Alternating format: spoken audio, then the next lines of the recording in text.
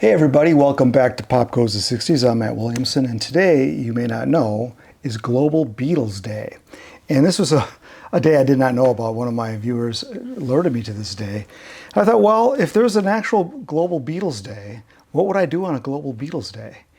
And I have a very busy schedule, so I don't have a lot of time to add more Beatles to it. But I thought, well, what I would probably do is do what I'm going to do with you right now. Go through some of my Beatles collection, and maybe weed out a couple things and just, I don't get a chance to listen to music like I once did since I started this channel.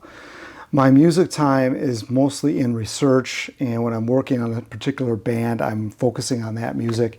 And I'm not listening to the music in a way just to have it on to relax to and to enjoy in the background, but from a researcher standpoint. So it's a very different way to listen to music.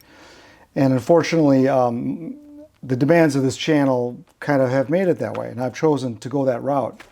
So I don't listen to the Beatles like I once did, and I'm slowly getting back into that. And I thought today we could go through some of my stuff. I've gone through my collection with you guys a couple times before on this channel, and my Beatle collection starts here and ends about here. So it's somewhat of a modest collection. Some people thought it was a big collection. I've seen people with collections where they've got like 35 different the Beatles' second album. I mean, I don't have that, but I do have some multiple copies, and that's what I'm going to talk about today, because my collection's rather, I guess, rather narrow in that there's certain labels I collect. I love the Apple label. The Apple label is my all-time favorite record label. I think it's one of the most creative ones ever done, the Beatles' own company. The only thing I wish they could have done it starting with Love Me Do, but they did not. And once in the United States anyway, you basically had the Rainbow Capital label on everything. That was followed by the Bullseye Capital label, which then gave way in 1971 to the Apple label across all the Beatles releases in the US. And then when Apple went under and the Beatles ceased to be an operating unit, they went back to Capitol, and that was the Orange Capitol label. And then by the early 80s, we went to the Purple Capitol. I've had all these labels at some point during the years. Having grown up mostly in the 70s, I wasn't able to buy the Rainbow Capitals as originals, but buying old copies, that's mostly what there is. So that's a big part of my collection. So briefly here, I'll just go through this first section here is really the British albums, which I was able to buy this box set in about 1983. I was in high school, and prior to this, I listened to the Beatles with my buddy Dan. His family had so many albums. The only ones I had was Introducing the Beatles and Abbey Road, the first and last album by the Beatles. That's all I had on album. So I bought this, and I had the whole catalog like that, which was very handy. Then as the years went on, I was buying albums. I've got a couple of the Introducing the Beatles, a favorite of mine. And then I just slowly bought Beatles albums to fill my collection of the United States versions. But then what I wanted to do was get everything on the Apple label, since that was my favorite label. So the first album to be released in the Apple label in real time was the White Album. That's late 68. So everything prior to that had to be redone in the Apple label, which was done in 1971. So if you go back, I did that. So my Meet the Beatles, I've got all these on Apple labels, and they're not very hard to get. It was Beatles' second album. Here we got A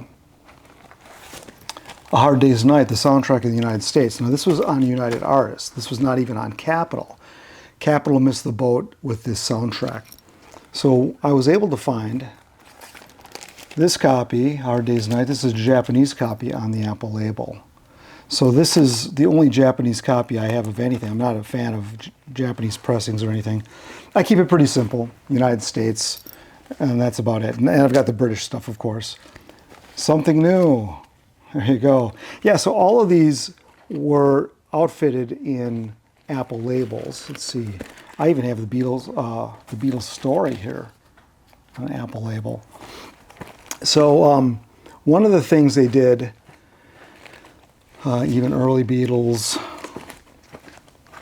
let's go through these a little more quickly. So the Help album, which is also a United Artists release, you'll notice that was on the Rainbow Capital label. So I was able to get an Apple label on the Help album. And you've got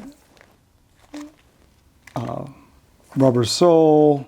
I've got, whoops, that one's not in there. Yesterday and Today. Yesterday and Today was the first album I bought brand new, which was obviously not one of the British releases, but having known a little bit about the Butcher album, that's when I did buy brand new, and that would have been on the Purple Capital label, Revolver. And then you've got Pepper. Oops, wrong one. One of these is a mono issue that I picked up really cheap somewhere lately. This is not this one, the prior one, but you see how in America you've got the different, let's see if I can pull it out here. I always mention this.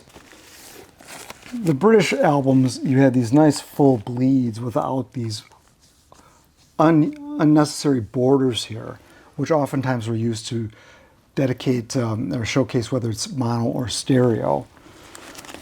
So, and then after Pepper, of course, we've got Magical Mystery Tour. I had several copies of that at one time. There's the Apple. Even got, there's the Bullseye Capital from the late 60s, 69-ish. And then when, obviously, starting with the White Album, we have all Apple labels. So that was the version, the original version. But since I have so much of the Rainbow Capital, which is rather standard, wouldn't it be nice to get the later albums in the Rainbow Capital? And sure enough, they did release them in the Rainbow Capital. So I went through that history of the Capital labels, ending with the Purple label in the mid-'80s, or early to mid-'80s. They then came out, whoops, with the Rainbow Capital again for records like the White Album. So this replaced the Purple Capital, which replaced the Orange Capital, and so on and so forth. And in fact, on this you'll even see how there's no embossing here on the front anymore. You just have the actual printed name Beatles in kind of a 50% black, so gray, in other words. So then, you do the same thing with, it's only a few albums to get, but Yellow Submarine on the Rainbow Capital, even Hey Jude on the Rainbow Capital, and, oops, got Let It Be, I'm sorry, Abbey Road. And I checked, this version does not have Her Majesty listed on the track listing on the back. And then finally we end up with, what do we got here? Let It Be on the Rainbow Capital. Now this one, as many of you know, originally was released on the red Apple label, which I always loved. And then in Great Britain, you had the green Capital, or the green Apple, or should we just call it Apple? So that's what came in this box when I bought those originally. So yeah, so I've gone to the lengths of completing the collection, basically both in the Apple label and the Rainbow Capital label. I'm sure many of you, that Capital Bullseye label is kind of a fun one to get. And if you grew up in the 70s, you had the Orange Capital, then you had some of the colored vinyls in the 70s, the Red and the Blue album. The White album at some point was done in white vinyl. I forget what edition that was. I think that was in the early 80s. I don't have that one. But one of the things that they didn't release in the Rainbow Capital that I'm aware of anywhere are these two compilations, the Red and the Blue.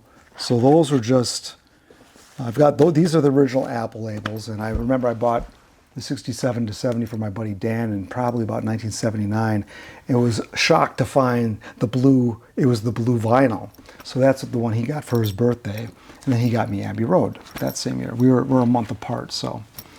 So the rest of these albums is just a hodgepodge, some bootleg stuff I've saved over the years. I've got the box sets here, running out of room here. Will Rubber Soul go here someday? Doesn't look like it, huh? But so I thought I would spend some time going through this, cleaning some stuff up a little bit, dusting, I've put up some of my Beatles albums that never were up behind me here, like Drug Songs here. I'll be talking about more Beatles or albums that never were here in the near future. I've got a couple of new ones coming later in the year, I hope anyway. So that, and now one other thing, since we were talking Beatles, we've got a new book coming out, so that is out now, Lights, Camera, Beatle. This is a book of the Beatles solo videos from 1970 to 1995. And this is by YouTubers John Heaton and James Griffiths. So they have done this book and they have just appeared on my channel. I've done an interview with them. That'll be my next interview or my next video out after this one. So you're going to want to see this. I was surprised how good this book was. We had a great conversation. So if you're into the solo Beatles and the videos, that's the new book you're going to want to get. So thank you for watching, and we'll see you very soon here next on Pop Goes the 60s.